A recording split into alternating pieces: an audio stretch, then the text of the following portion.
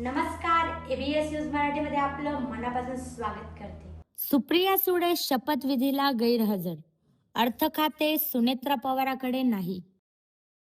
महाराष्ट्राच्या पहिल्या महिला आणि 17व्या उपमुख्यमंत्री पदाची सुनेत्रा अजित पवार यांनी शनिवारी सायंकाळी शपथ घेतली.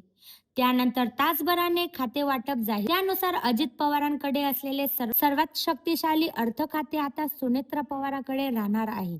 हे खाते फडणवीसांनी तुर्तास स्वतःकडेच ठेवले आहे. तेच राज्याचा अर्थसंकल्प जाहीर करतील. सुनेत्रा यांच्याकडे राज्य उत्पादन शुल्क, क्रीडा व युवक कल्याण आणि अल्पसंख्याक विकास व औकाफ खात्यांची धुरा देण्यात आली आहे. तत्पूर्वी सकाळी शरद पवारांनी जवळपास 3 महिन्यानंतर पत्रकार परिषद घेतली. त्यात त्यांनी सुनेत्रा यांच्या शपथविधीबद्दल मला काहीही सांगितलेच नाही अशा शब्दात जाहीर नाराजगी व्यक्त केली. दोन्ही राष्ट्रवादींच्या विलिनीकरणाची अजित पवारांची इच्छा पूर्ण झाली पाहिजे असेही ते म्हणाले.